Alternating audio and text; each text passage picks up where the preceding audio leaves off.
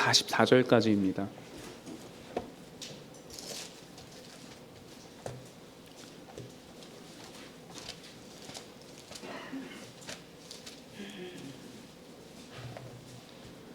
요한복음 11장 39절에서 44절까지 말씀입니다. 함께 한 절씩 교독하도록 하겠습니다. 예수께서 이르시되 돌을 옮겨 놓으라 하시니 그 죽은 자의 눈이 마르다가 이르되 주여 죽은 지가 나흘이 되었음에 벌써 냄새가 나나이다. 예수께서 이르시되 내 말이 네가 믿으면 하나님의 영광을 보리라 하지 아니하느냐 하시니 돌을 옮겨 놓으니 예수께서 눈을 들어 우러러 보시고 이르시되 아버지여 내 말을 들으신 것을 감사하나이다. 항상 내 말을 들으신 줄을 내가 알았나이다. 그러나 이 말씀하옵는 것은 둘러선 무리를 위함이니 곧 아버지께서 나를 보내신 것을 그들로 믿게 하려 함이니이다. 이 말씀을 하시고 큰 소리로 나사로야 나오라 부르시니 죽은 자가 수족을 배로 동인 채로 나오는데 그 얼굴은 수건에 쌓였더라. 예수께서 이르시되 풀어놓아 다니게 하라 하시니라. 아멘. 삶을 살아가면서 때때로 우리의 믿음의 수준이라고 할까요? 정말 우리의 믿음이 형편이 없다는 것을 경험하게 되는 순간들을 마주할 때가 있습니다. 어쩌면 우리는 또 믿음의 바닥이라고도 좀 표현할 수 있을지 모르겠는데요. 당연히 일상을 살아가면서 내 삶은 거듭난 신자로서 살아가고 있다고 생각했지만 어떤 한 상황들이나 절망적인 순간을 경험하면서 내가 이렇게 정말 형편없는 믿음을 갖고 있었구나, 하나님 아버지 앞에 내 믿음이 정말 형편없었구나라는 어떤 우리의 연약함을 발견하게 되는 순간들이 제게도 많이 있고 아마 모든 이 자리에 앉아 계신 분들에게 그런 경험들이 우리에게 있지 않을까 싶습니다. 그러나 정말 다행인 것은요, 하나님께서는 우리로 하여금 그러한 순간이 우리에게 오시기까지 기다리셨다는 것입니다. 하나님을 신뢰하고 있다고 자신 있게 말하며 살아가는 우리의 그런 순간이 아니라 우리의 믿음이 산산조각이 나고 어쩌면 믿음의 바닥이고 믿음의 절망과 같은 그런 부끄러운 순간을 경험하는 그 순간을 하나님은 우리가 그런 순간을 마주할 때까지 기다리고 계셨다라는 겁니다. 그렇기 때문에 어쩌면 우리 삶 속에서 지금 이 순간에 우리가 그러한 시간들을 경험하고 있다면 이는 어쩌면 우리에게 너무도 큰 복이라고 저는 말하고 싶습니다. 너무도 역설적인 이야기처럼 들려질지 모르겠지만 우리의 믿음이 산산조각처럼 부서지는 경험이 대체 왜 우리에게 복이 될 수 있는 것인지 오늘 본문을 통해 좀 함께 살펴보기를 원합니다. 오늘 본문은 나사로가 이미 죽었고 예수님께서 이를 다시 살리기 위해서 가신 장면을 기록하고 있습니다. 시간을 좀 거슬러 올라가서요, 나사로가 죽기 이전이었던 요한복음 11장의 전반부터 좀 함께 살피면서 보기를 원하는데요. 먼저 6절을 보면은 나사로가 병들었담을 들으시고 그 계시던 곳에 이틀을 더 유하셨고, 예수님은 나사로가 병들었다는 소식을 들으신 이후에 그분이 보이셨던 행동은 병든 나사로를 고치기 위해 나사로가 있는 곳으로 가지 않으셨습니다. 의도적으로 요한은 오늘 예수님께서 이틀을 더 그 자리에 유하셨다고 오늘 기록하고 있다는 겁니다. 이틀을 더 유하시며 예수님이 왜 도대체 유하셨는가에 대해서 그 재미있는 사실을 좀 앞에 기록한 것은요, 5절을 보시면요, 예수께서 본래 마르다와 그 동생 나사로를 사랑하시더니 라는 표현을 덧붙이면서 예수님이 나사로가 병들었다는 소식을 듣고 그 자리에 이틀을 더 유하셨다는 겁니다. 한글 성경에는 사실 이게 번역이 좀 되게 애매하게 된 부분들이 있지만 원문을 살펴보면은 나사로가 병들었담을 들으시고 첫 구절의 시작절은 그러므로, 그래서, 그렇기 때문에 라는 단어가 접속사가 들어가 있습니다. 즉 5절에서 예수님께서 나사로와 이 마르다와의 누이들을 정말 사랑하셨기 때문에, 그렇기 때문에 그 병들었다는 소식을 들으시고 이틀을 더 유하셨다라는 겁니다.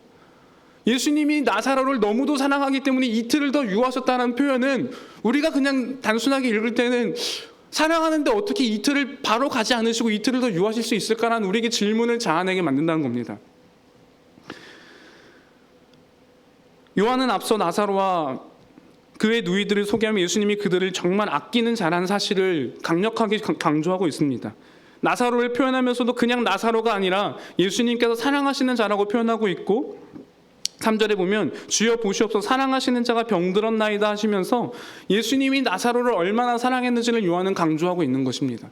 그러나 우리가 예수님이 나사로를 사랑한다는 그 요한의 강조를 볼수록 예수님이 오늘 이틀을 더 유하셨다는 것은 우리 입장으로서는 쉽게 이해할 수 있는 모습은 아닌 것 같습니다.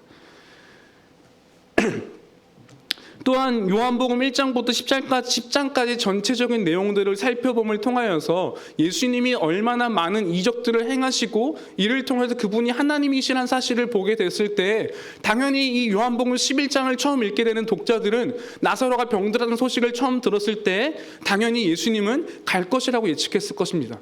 이미 10장에서도 역시 예수님이 선한 목자라는 것을 표현하시면서 양들에게 풍성한 생명을 주기 위해 이 땅에 오신 선한 목자임을 강조하고 있기 때문에 11장에서 나타난 예수님의 모습은 당연히 병든 나사로를 향해 가는 것이 독자로서 요한복음 11장을 읽으면서 당연하게 우리가 받아들여야 될 모습이겠지만 예수님은 오늘 의도적으로 가지 않으시고 이틀을 더 유하셨다고 요한은 오늘 우리에게 기록하고 있는 겁니다.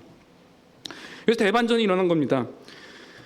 정말 예수님이 그를 사랑함에도 불구하고 왜 예수님은 가지 않으셨을까요? 14절과 15절을 보면은요, 예수께서 밝히시 이르시되 나사로가 죽었느니라 내가 거기 있지 아니한 것을 너희를 위하여 기뻐하노니. 예수님이 신적인 하나님의 능력으로 나사로가 죽었다는 사실을 이틀이 지난 이후에 아셨을 때 예수님의 표현은 그분이 나사로가 병들었다는 소식을 듣고 그 자리에 가지 않은 것을 기뻐하셨다라는 겁니다. 오히려 우리는 이런 소식을 들을 때 정말 요한복음 11장에서 요한은 이걸 통해 우리에게 무엇을 말하려고 하는 것인지 굉장히 의아한 질문들을 가질 수밖에 없다는 겁니다. 오히려 예수님은 자신이 가지 않음으로 나사로가 죽게 된 것, 그 자리에 있지 않음을 기뻐한다는 말은 그 자리에 예수님이 가시지 않음으로 나사로가 죽게 된 사실이 예수님에게 기쁨이었다는 것을 우리에게 말해주기 때문에 이 요한복음 11장의 이야기는 어쩌면 우리로 하여금 더 많은 질문들을 자아내고 이해할 수 없는 부분들이 우리에게 참 많은 것들을 마주치게 됩니다. 그러면서 또 재미있는 사실은요, 이러한 독자들의 관점, 일반적인 사람들이 이해했을 관점을 잘 보여주는 게 바로 오늘 말씀의 주인공 중에 한 명인 마르다의 고백에서 늘어나는데요. 39절에 보면은 마르다가 이렇게 말합니다. 그 죽은 자의 누이 마르다가 이르되 주여 죽은 지가 나흘이나 되었으며 벌써 냄새가 나나이다. 죄송합니다. 마르다의 고백을 보면은요, 21절입니다. 21절에 마르다가 예수께 여짜오되 주께서 여기 계셨더라면 내 오라버니가 죽지 아니하였겠나이다 라고 고백합니다. 즉 예수님께 사람을 보내서 요청했을 때 그때 예수님이 이 자리에 오셔서 우리 오라버니를 고쳐주셨다면 나사로는 죽지 않았을 거라는 거죠. 이런 마르다의 고백은 오늘 어쩌면 우리가 요한복음 11장을 읽는 모든 독자에게 같은 질문을 갖게 만드는 것이고 이 마르다의 이야기는 충분히 우리가 공감할 수 있을 만한 이야기라는 겁니다. 예수님께서도 도대체 왜 마르다의 고백을 들으시고 나사로의 병들었음을 들었음에도 불구하고 예수님은 가지 않으셨을까요? 그러나 오늘 요한복음 11장의 요한이 우리를 이걸 통해서 의도적으로 보여주고 있는 것은 예수님은 이 죽음을 기다리고 계셨다는 사실을 우리는 볼 수 있다는 겁니다. 사랑하는 나사로의 죽음을 기다리시던 예수님의 모습은 우리로서는 결코 어떻게 이해해야 될지 그 답을 내리기가 쉽지가 않은 것 같습니다. 우리는 이를 어떻게 이해해야 될까요? 성경에서 죽음은 결코 달가운 주제가 아닙니다. 창세기에서 아담과 하와가 범죄함으로 찾아온 결과가 죽음이라는 죄였고 어느 인간도 이 죽음의 문제를 피해갈 수 없었고 성경은 우리에게 죽음은 기쁜 것이라고 가르치지 않기 때문입니다. 그러나 오늘 예수님의 말씀은 내가 그 자리에 있지 아니한 것을 기뻐한다. 나사로가 죽게 된 상황을 예수님은 기뻐하고 있다고 말씀하시는 것을 볼 때 도무지 이해할 수가 없어 보이죠. 심지어 로마서 6장 23절에서 말하는 것처럼 죽음은 죄의 결과이고 이것은 죽음은 바로 죄가 최상급적인 표현, 어떻게 보면 죽음이라는 것은 죄의 최종적인 결과이고 죄로 인해 찾아온 것이기 때문에 성경적으로 볼 때는 이는 결코 우리에게 기쁨도 아니고 가장 비참하고 가장 절망적이고 가장 고통스러운 것입니다. 그렇다면 도대체 예수님이 나사로의 죽음을 기다리셨고 기뻐하셨다는 것에 대해서 우리는 어떻게 이해해야 될까요? 그러나 15절에서 이를 보여주는 분명한 구절이 나타납니다. 15절에서 예수님께서 너희를 위하여 기뻐하노니 말씀하신 그 기쁨의 대상은 바로 이는 너희로 믿게 하려 함이라. 즉 예수님과 함께 있는 제자들로 하여금 제자들의 믿음을 위하여서 예수님이 그 자리에 계시지 않았다는 것을 예수님은 기뻐하고 있다고 요한은 15절에서 오늘 11장 15절에서 분명하게 말해주는 겁니다. 즉 나사로의 죽음을 기뻐하신 이유는 이 사건을 통하여서 예수님과 함께 있던 제자들 그리고 이 나사로의 죽음의 당사자였던 나사로와 마르다와 그 베다니에 살았던 가족들과 이 일을 통해서 오늘 11장 45절에서 보면 마리아에게 와서 예수께서 하신 일을 본 많은 유대인들이 그를 믿었다라고 얘기합니다. 즉 이 사건을 통해 믿게 된 많은 유대인들에게 있어서 이것은 유익한 일이었기 때문에 예수님은 기뻐하셨다는 겁니다.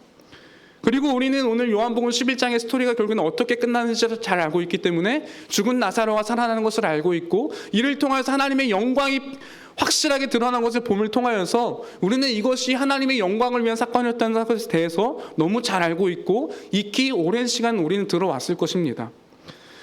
그러나 제가 정말 오늘 설정한 본문이 아닌 이 배경, 11장 전체적인 배경과 결과를 먼저 다룸을 통해 던지고 싶은 질문은 이겁니다. 이 죽음을 우리도 예수님처럼 함께 기뻐할 수 있는가라는 겁니다.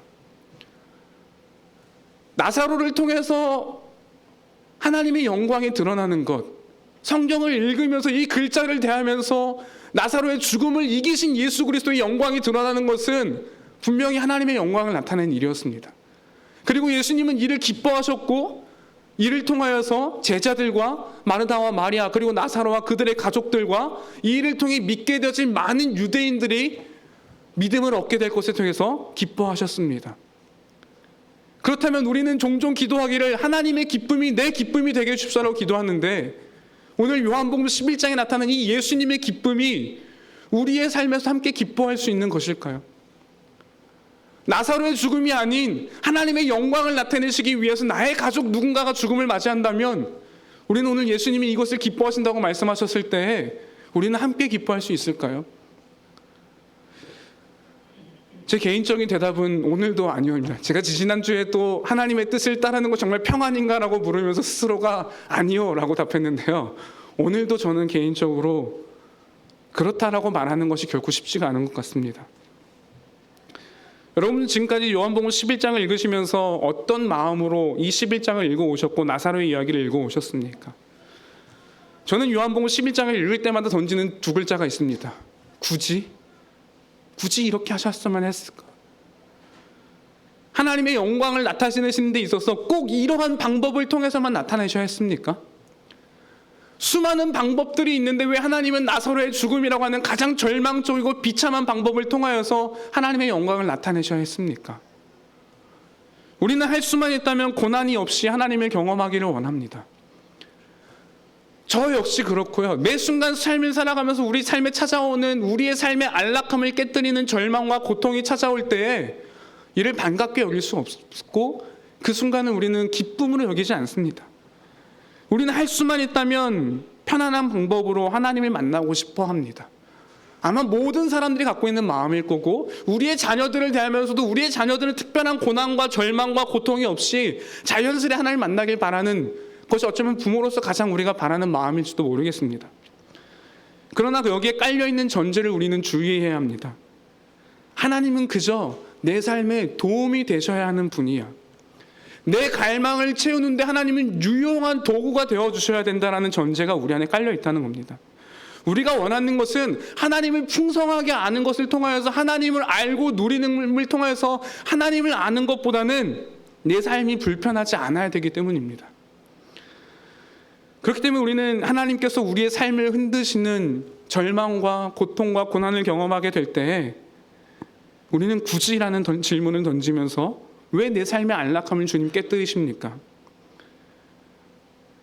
우리는 그렇게 질문하며 우리의 삶에 우리가 섬기고 있던 우상, 우리를 정말 행복하게 여겨줄 거라 만들었던 그 우상을 깨뜨린 것에 대해서 하나님께 분노하는 겁니다. 하나님이 이것만 도와주셨으면 제 인생이 평탄할 텐데 왜 하나님이 이걸 도와주시지 않습니까? 그리고 여기서 드러나는 사실은 우리가 하나님을 향한 믿음이라고 여겼던 우리의 믿음마저도, 우리가 정의한 하나님을 믿고 있는 이 믿음마저도 우리의 우상이었다는 사실을 발견하게 된다는 것입니다.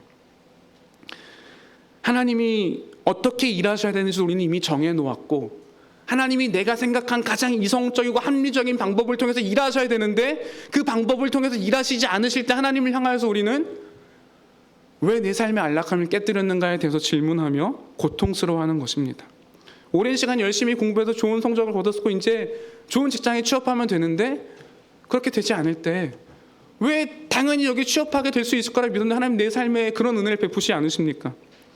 이제는 우리 가정에 좀 몇 년만 좀 평탄하게 일하고 잘 살면 큰 어려움이 없이 우리 가정에 집을 꾸리고 행복하게 살 수 있을 것 같은데, 예기치 못한 상황이 찾아올 때 하나님 왜 우리의 인생의 방식을 흔드시고 고통스럽게 우리에게 역사하십니까? 라고 우리는 질문합니다. 이 사람과 결혼하면 평생 행복할 줄 알고 결혼했고, 그렇게 눈이 맞아 결혼했는데 쉽지 않은 결혼 생활을 겪어가면서 하나님이 왜 이 사람을 내 옆에 두셔서 이렇게 고통스럽게 하십니까? 라고 우리는 그렇게 말하기도 합니다.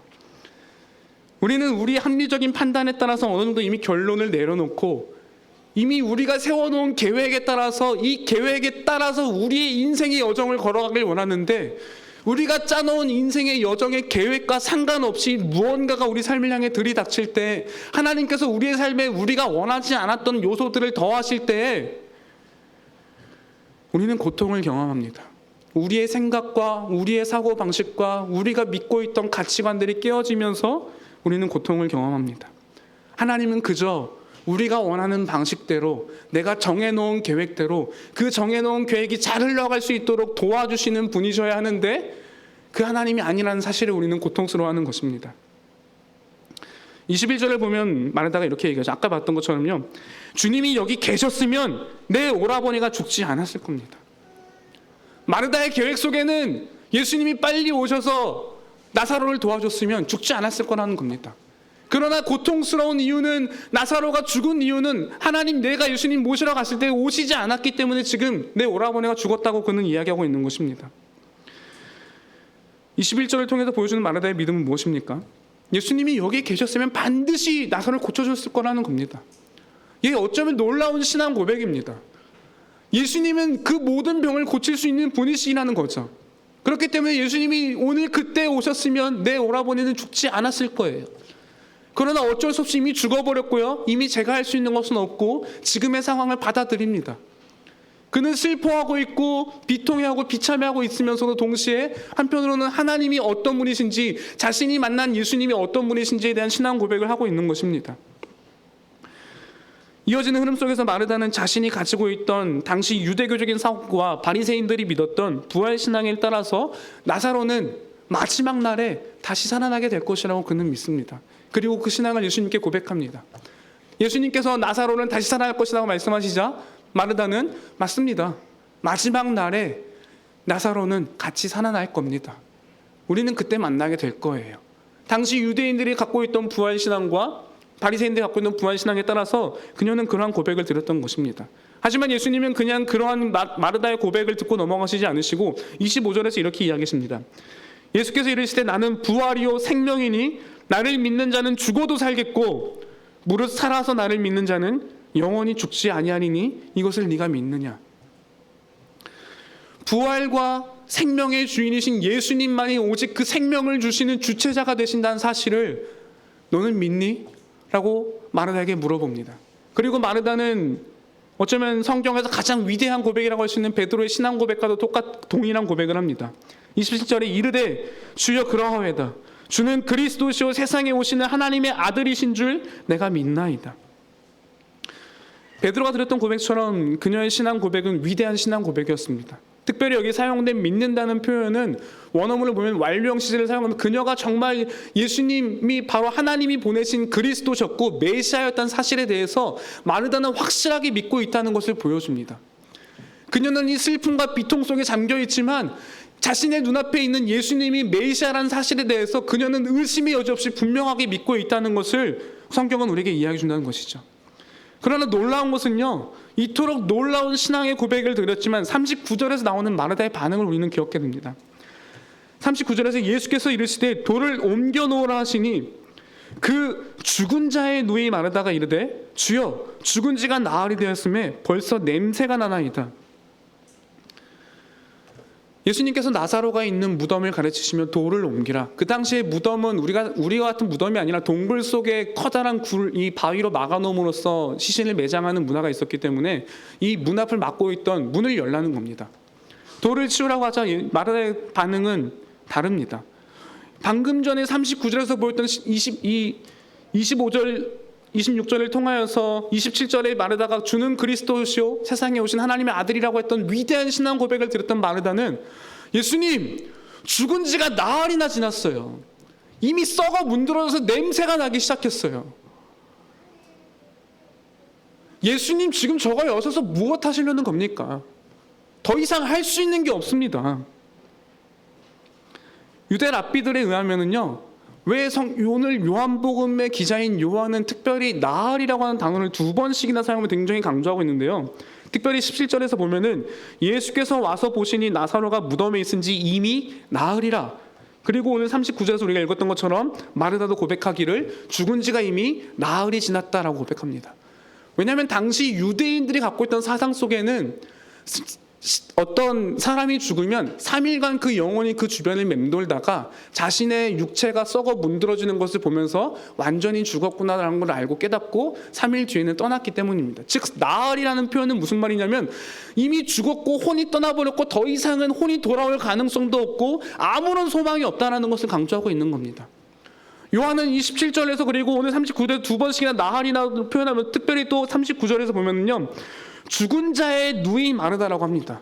이미 마르다라고 하는 등장인물은 나설의 오라버니였고 가족이라는 것이 잘 드러났기 때문에 그냥 마르다라고 설명했어도 충분했을 것입니다.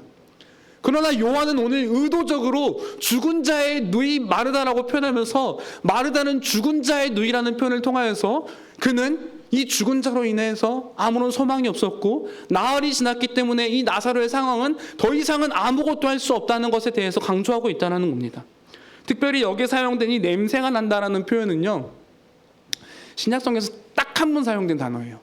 일반적으로 성경에 나오는 우리가 번역된 냄새라든가 이런 것들은 우리가 잘 아는 아로마 이런 것들로 보통 우리가 어원이 되어진 그런 헬라어를 주로 사용하지만 여기서는 신약성에 딱 한 번 등장하는 단어이고요. 특별히 구약 성경을 헬라어로 번역했던 70인역을 보게 되면 거기서도 딱 한 번 사용된 단어입니다.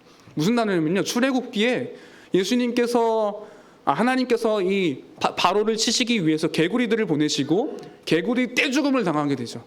그리고 그 개구리들의 떼죽음 당한 시체를 모아둔 곳에 악취가 풍겼는데 그 단어가 오늘 바로 여기서 사용되고 있는 냄새라는 단어입니다.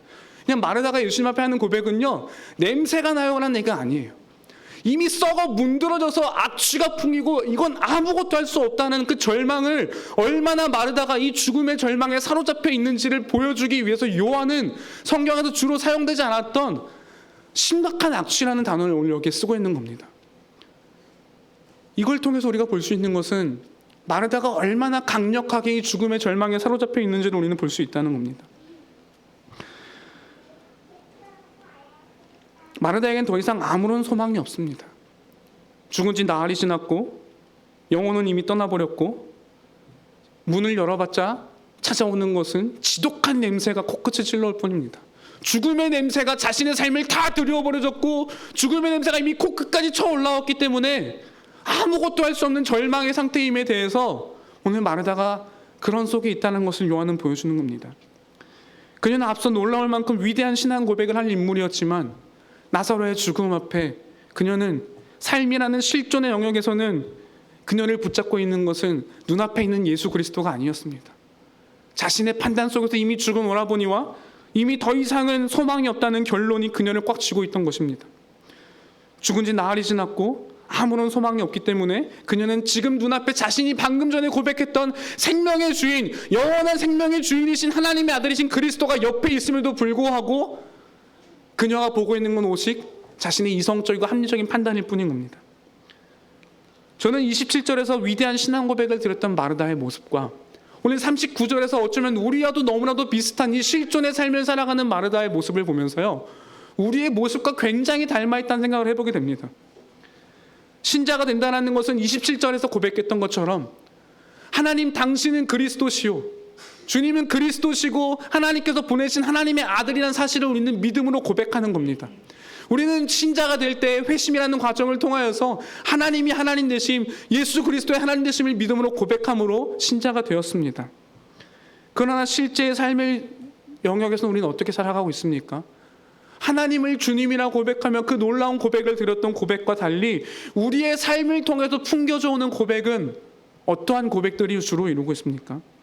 삶의 영역에서는 하나님이 아니라 우리의 방식과 우리의 계획과 우리의 이성적인 사고와 우리의 합리적인 판단들이 저 주를 이루고 그것들만을 의존하며 살아가는 우리의 모습은 있지 않습니까? 임마누엘 하나님께서 우리와 평생 함께 계신다고 말하고 우리는 이야기하고 삶의 모든 주권이 하나님 당신에게 있습니다라고 고백한 우리는 11조를 드리고 하나님의 모든 것들이 내 것이 아니라 하나님의 것이라고 고백하지만 정작 우리의 삶의 태도를 보면 하나님의 것이 아닌 내 것이고 이것은 내 삶을 위하여서 더 중요한 것들로 여기며 우리는 하나님이 필요가 없어 보이는 삶을 살아가고 있지는 않습니까? 삶의 모든 것들을 우리 스스로 계획하고 우리의 계획을 통해서 이루어진 합리적인 판단과 이것들이 더 옳기 때문에 하나님이 우리의 삶에 더 이상 개입할 만한 가능성을 배제한 채 우리는 그렇게 살아가고 있지 않습니까? 우리는 정말 우리의 삶 속에서 하나님이 필요할까요? 오늘 하루를 살아오면서 우리는 얼마나 하나님이 내 삶에 필요한 존재이심을 여러분은 고백하며 살아오셨습니까? 하나님이 없이도 잘 살아질 것 같은 일상을 살아가고 있는데 하나님께서 우리의 삶을 흔드시면서 내가 원하지 않았던 절망과 좌절과 고통을 허락하실 때 우리의 안락함을 깨뜨릴 때 우리는 어쩌면 불편함을 느끼면서 마르다처럼 고백하는 겁니다. 하나님이 이 문제만 잘 해결해 주셨으면 내 삶은 평탄했을 건데 왜 하나님 이 문제는 자연스레 이렇게 평범하게 이루어질 문제였는데 왜 이런 시간을 내게 허락하셨습니까?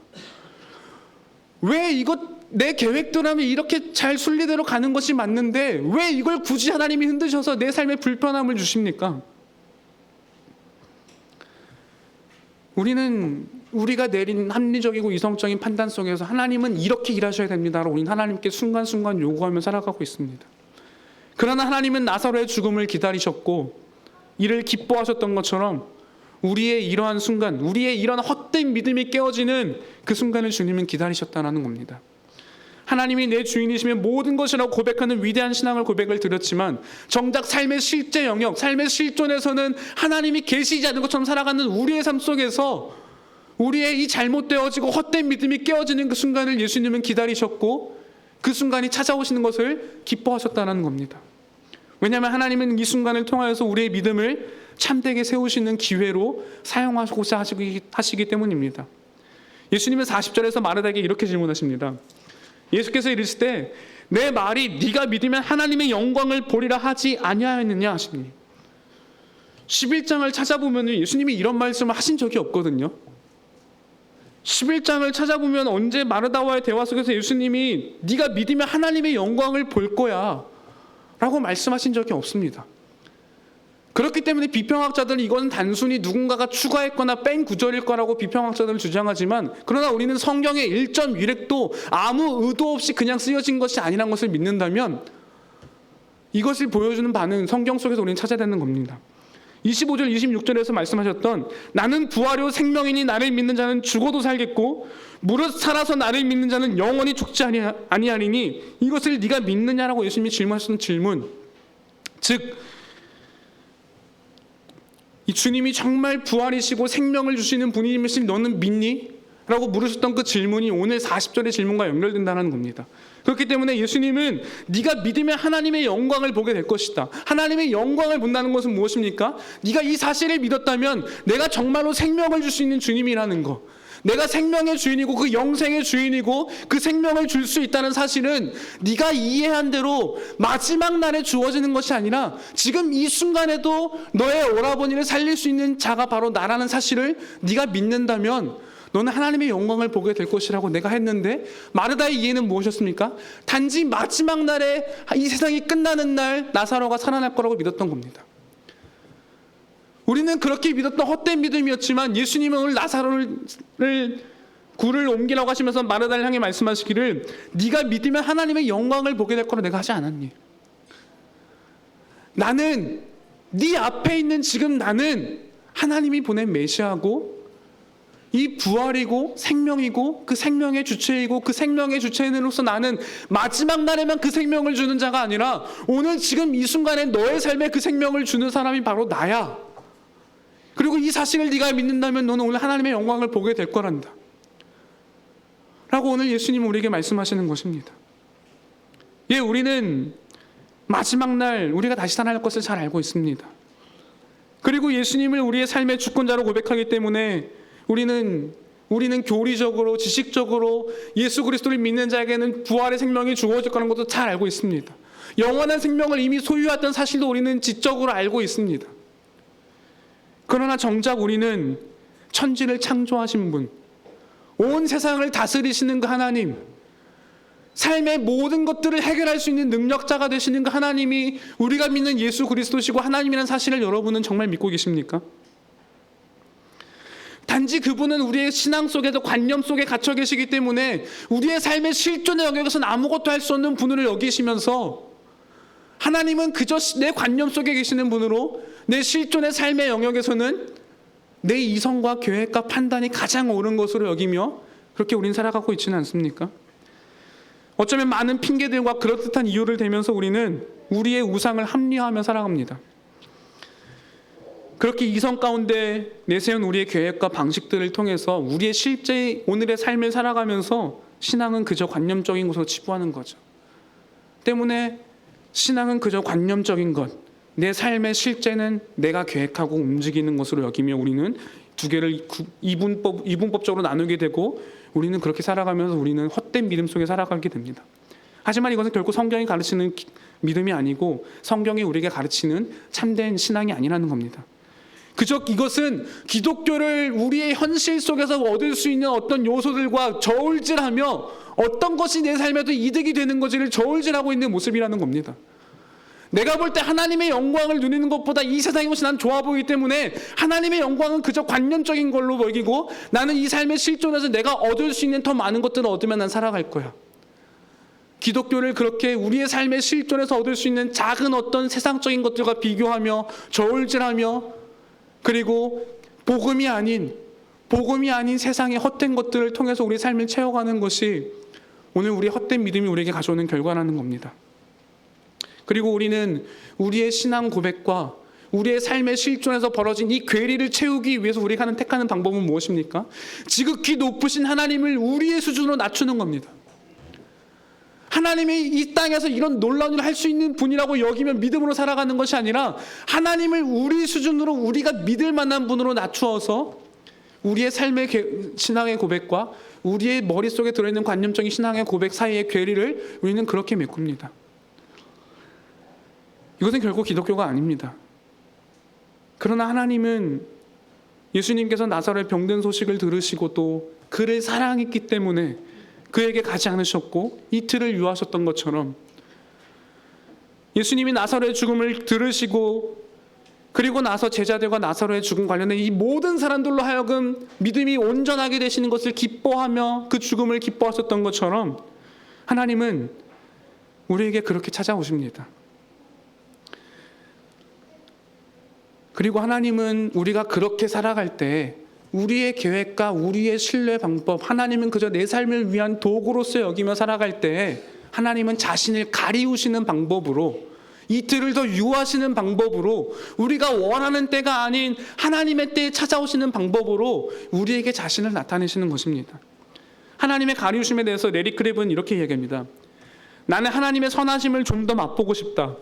하지만 하나님이 당연히 내 문제를 해결해 주셔야 한다고 생각하는 한 그 맛을 보지 못할 것이다.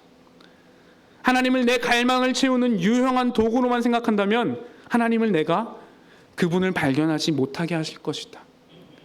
하나님은 그저 우리의 삶의 도구처럼 여길 때, 하나님은 그저 내 삶의 계획을 도와주시기 위한 하나의 수단으로만 여길 때 하나님은 자신을 가리우심으로 우리에게 자신을 나타내시는 방법을 택하신다는 겁니다. 당장에는 이것이 우리 삶에 찾아온 고난과 절망과 고통처럼 여겨집니다.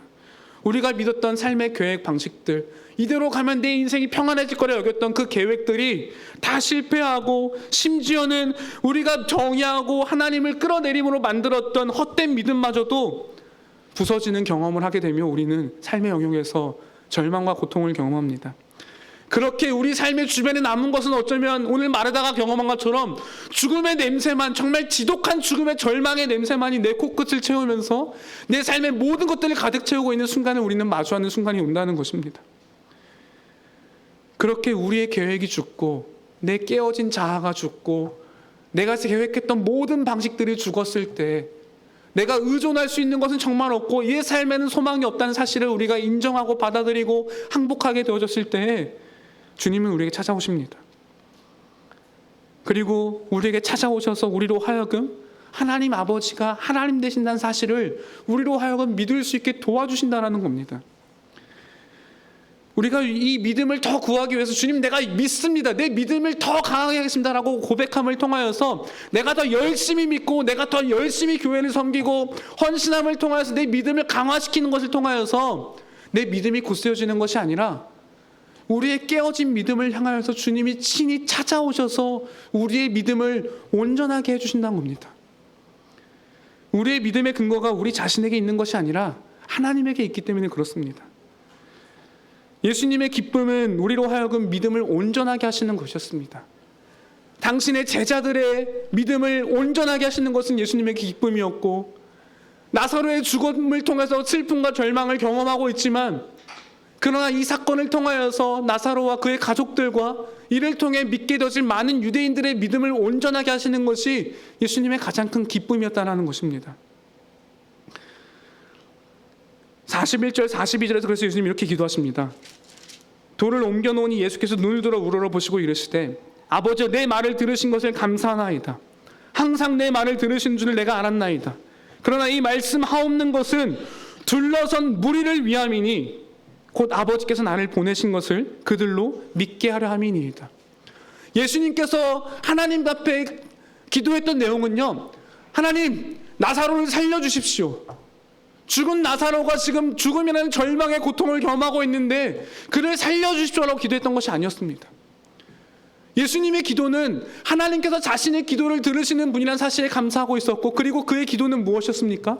이 기도를 통하여서 자신을 둘러싼 무리들의 믿음이 세워지는 것을 기뻐하셨다라는 겁니다. 이를 위해서 예수님이 기도하셨다라는 겁니다. 죽음의 문제를 해결함으로 하나님의 하나님 되심을 증명하거나 나타내는 것이 아니라 이 사건을 통하여서 믿게 되어질 많은 사람들, 이 사건을 통하여서 헛된 믿음이 깨어지고 참된 믿음으로 살아가게 할 사람들을 이 믿음을 온전하게 세우시는 것을 예수님은 기뻐하셨다는 것입니다. 우리의 믿음을 세우시는 하나님의 방법은 무엇입니까? 그것은 우리가 열심히 더 믿도록 도와주시는 것이 아니라 너 열심히 믿어야 돼, 너 그렇게 신앙생활하면 안 돼, 너 열심히 믿어야 된다가 아니라 하나님께서 자신의 영광을 나타내시는 것이었습니다. 내 말을 네가 믿으면 하나님의 영광을 보리라 하지 아니하였느냐?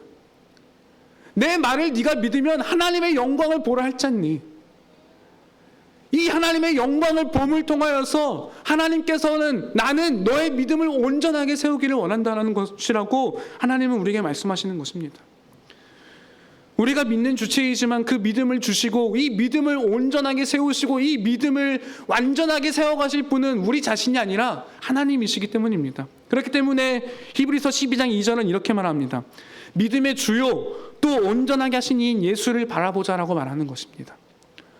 믿음의 주요라는 표현은요, 이 주라는 단어를 좀 헬라어 단어에서는 여러 가지 표현을 갖고 있는데요, 믿음의 창시자, 믿음의 선구자, 믿음의 앞서간 자, 이런 뜻으로 우리 번역할 수 있습니다. 따라서 이 믿음을 온전하게 하시는 주체는 우리 자신이 아니라 예수 그리스도 자신이라는 겁니다. 우리가 열심히 믿어야지, 너 믿음이 없어서 그렇게 하면 천국에 못 가가 아니라 하나님께서 우리의 삶을 책임지시고 우리의 믿음을 책임지시는 분이시고 우리의 믿음을 이끌어 가시는 분은 바로 예수 그리스도라고 성경은 우리에게 가르치고 있다는 것입니다. 이것은 우리에게 얼마나 놀라운 은혜입니까? 우리는 하나님을 향하여서 놀라운 신앙 고백을 매주 합니다. 매주 주일날 우리의 신앙을 고백하고 예배 속에도 사도신경을 통해 우리의 신앙을 고백하지만, 그러나 우리의 삶의 실제를 보았을 때 우리의 삶의 실제의 고백들은 우리의 신앙 고백과 다른 너무나도 괴리감이 넘치는 먼 거리에 있는 것처럼 보여지는 신앙을 고백하며 살아가고 있지 않습니까? 계속하여 이 땅에서 헛된 믿음을 갈망하며 우상을 통해 행복을 누리기를 소망하며 살아가고 그리스도의 복음을 세상의 것들과 저울질하며 살아가는 삶임에도 불구하고 우리 자신에게 만약 믿음의 근거가 있다면 우리는 하나님 앞에 과연 설 수 있을까요? 우리가 그렇게 평생 저울질하며 복음과 하나님의 것과 세상의 것들을 저울질하며 살아가며 하나님 앞에 서게 됐을 때 하나님은 만약에 믿음의 근거가 우리에게 있다면 하나님도 우리를 향해 저울질하시며 네가 천국을 얼마나 믿음인지, 그렇지 못한 믿음인지 제시지 않겠습니까? 우리는 평생 불안하며 살 겁니다. 그렇다면 과연 우리는 정말 저 하나님의 나라에 이를 수 있을까? 내 뜻과 방법을 볼 때는 도저히 불가능한 것 같은데 우리에겐 방법이 없기 때문입니다. 그러나 우리에게 주어진 놀라운 은혜와 소망은, 이 믿음은 우리로부터 나오는 것이 아니라 하나님께서 우리에게 허락하신 은혜라는 겁니다. 하나님의 영광을 우리에게 드러내심을 통하여서 우리의 믿음을 온전하게 세우시는 분 역시 우리 자신인 하나님 자신이라는 것입니다. 우리는 어떻게 하나님의 영광을 바라봅니까? 오늘 우리가 기도를 시작하면 찬양할 때 찬양했던 것처럼 우리는 하나님의 하늘의 영광을 보고 누리는 것은 무엇이었습니까? 세상과 나 자신을 바라보는 것이 아니라 우리를 위해 죽으신 예수 그리스도를 바라보는 것이었습니다.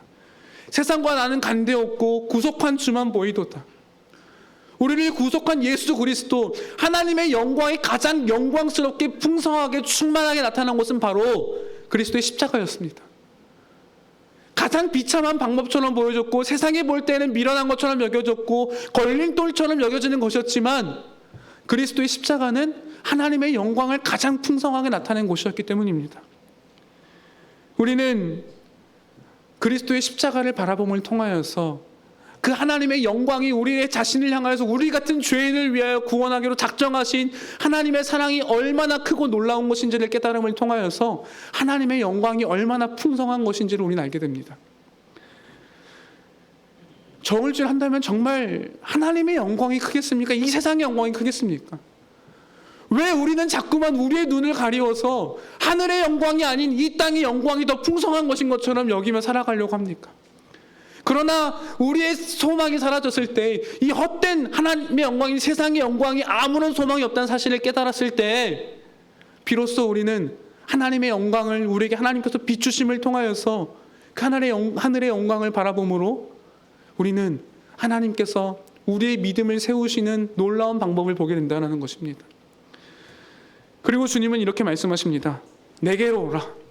나사로야 이리 오라. 43절에서 예수님은 나사로를 부르십니다.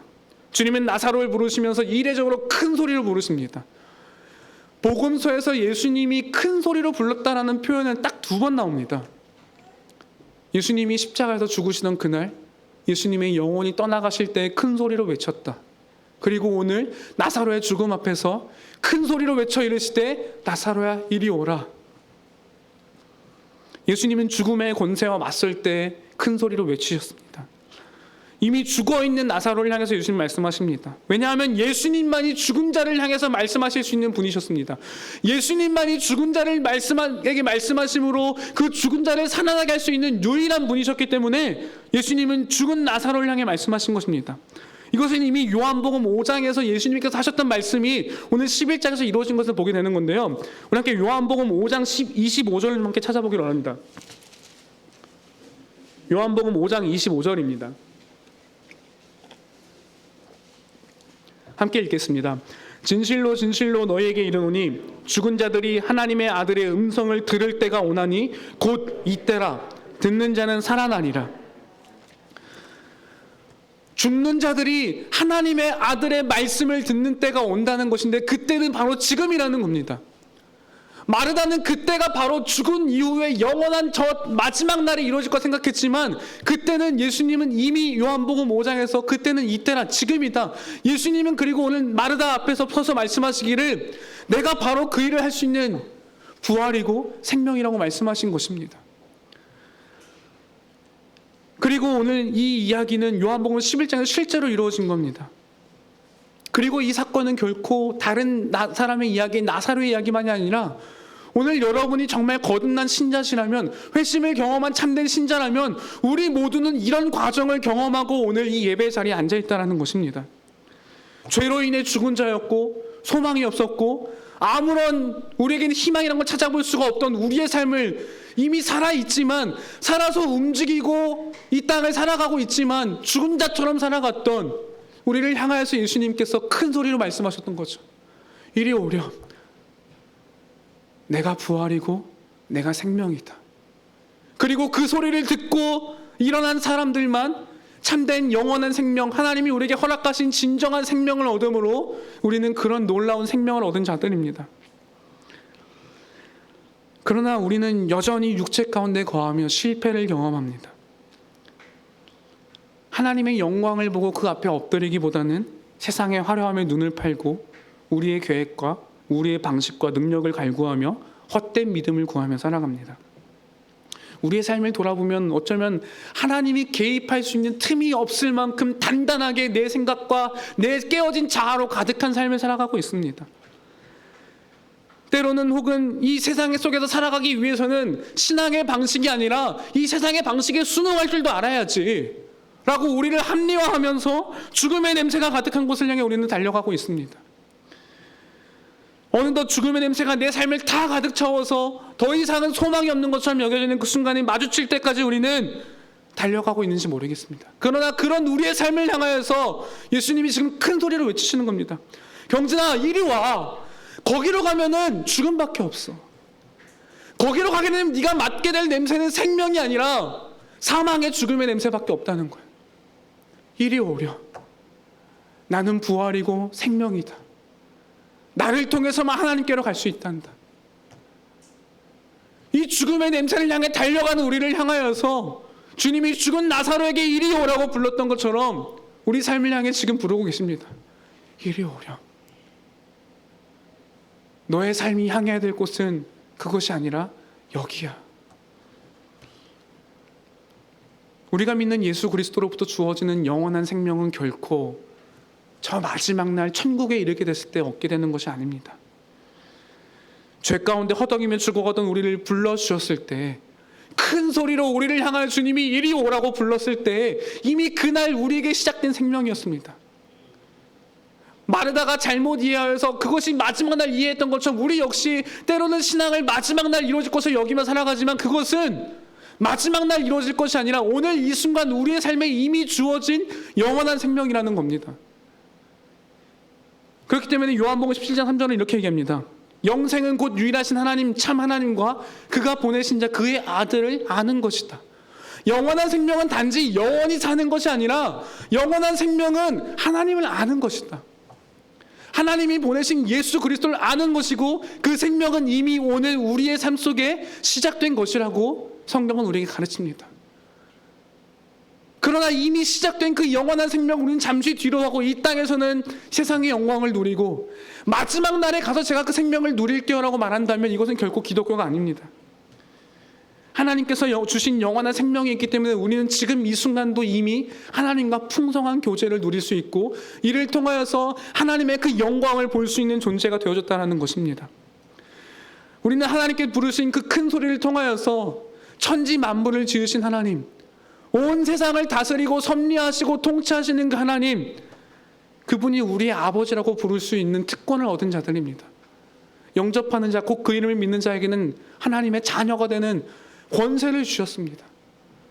이것은 우리가 얻을 수 있는 가장 놀랍고 영원한 권세입니다. 이 세상에서 얻는 그 어떤 권세와도 비교할 수 없는 영원한 권세입니다. 그러나 우리는 그것을 권세로 여기며 하나님이 우리의 아버지 되심을 통하여서 기쁨 속에 살아가고 있습니까? 아니면 여전히 내 삶에 주어진 상처가 너무 커서 도저히 이건 해결할 수 없어. 회복되지 않을 거야. 내 삶의 문제는 이건 신앙의 문제가 아니고 내 삶의 실존의 문제야. 신앙은 신앙이고 이거는 내 삶의 지금 실제의 문제인데 우리는 그렇게 죽음의 절망을 향하여 이야기하고 있지는 않습니까? 평생을 믿어왔지만 변하지 않던데 내 삶은 더 이상 소망이 없다고 여기며 그냥 이렇게 살아가는 것에 만족하며 하나님의 우리에게 보여주신 그 영광은 뒤로 한 채 살아가고 있지는 않습니까?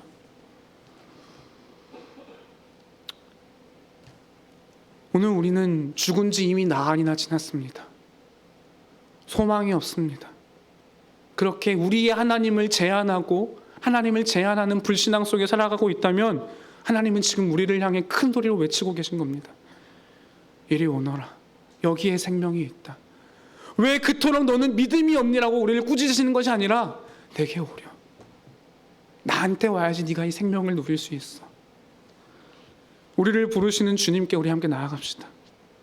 우리로 가득 찬 죽음의 냄새가 가득 찬 우리의 계획과 우리의 방식과 우리의 이성에 근거한 어떤 사고가 아니라 우리를 부르시고 우리에게 영광을 보여주시고 영원한 생명을 허락하신 하나님께로 나아가십시다. 우리는 이미 영원한 생명을 보장받은 사람이고 이 생명을 누리고 있는 사람들인데 도대체 이 땅에서 이것과 견줄 수 있는 것이 무엇이 있습니까? 이 땅에서 얻는 돈 몇 푼이 정말 하나님의 영광과 견줄 수 있는 것입니까? 이 땅에서 얻는 권세라는 것이 하나님의 자녀가 되는 권세보다도 정말 큽니까? 무엇이 우리에겐 더 필요합니까?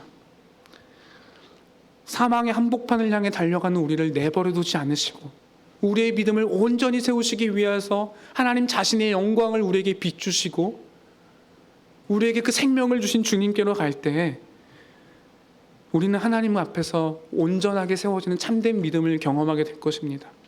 왜냐하면 이 일은 하나님께서 가장 기뻐하시는 일이기 때문입니다. 우리는 어떠한 방식으로 어떠한 계획으로 하나님께서 이 일을 이뤄가실지 우리는 알 수 없습니다. 그러나 분명한 것은 하나님은 자신의 영광을 나타내시기를 기뻐하시는 분이시고 자신의 기쁘신 뜻을 따라서 그분은 자신의 계획하신 일을 반드시 이루시는 분이라는 사실은 변함이 없다는 것입니다. 왜냐하면 하나님은 이를 통해서 하나님의 선하심을 우리에게 나타내기를 원하시는 하나님이시기 때문입니다.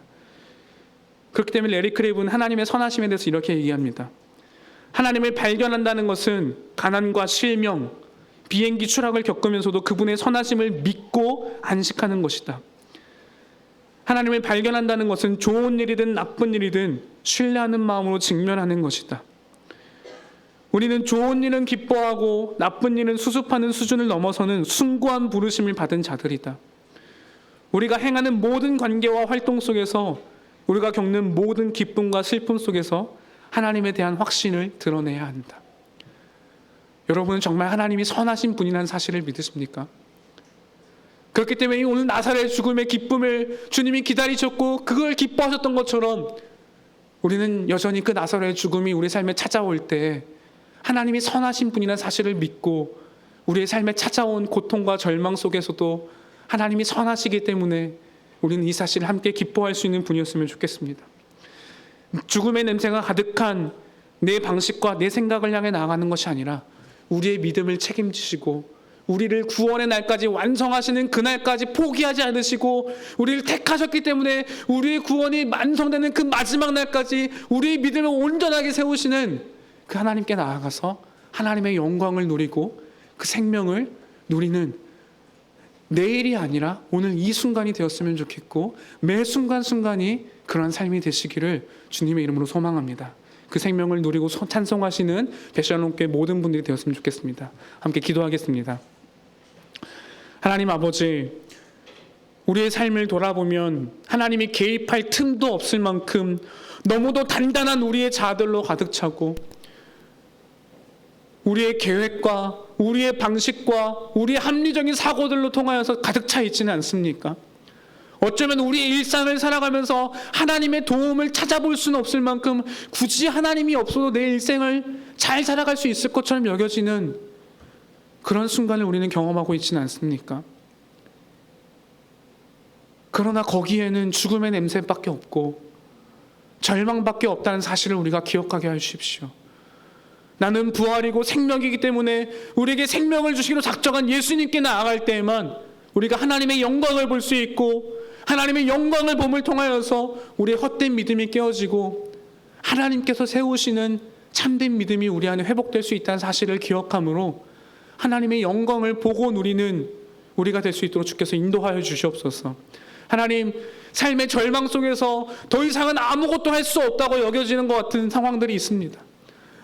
어떻게 해도 도저히 변할 것 같지 않은 우리의 자녀들, 내 삶에서 내가 스스로 해결할 수 없어 보이는 수많은 문제들, 그러나 포기하지 않고 하나님께서 할 수 있는 분이라는 사실을 믿고 우리가 하나님께 구하며 나아갈 때 하나님의 영광을 경험하고 하나님께서 하나님의 방법대로 하나님의 뜻대로 하나님의 때에 이루실 사실을 우리는 믿음으로 하나님의 선하심을 기억하며 나아갈 수 있도록 주께서 인도하여 주시옵소서.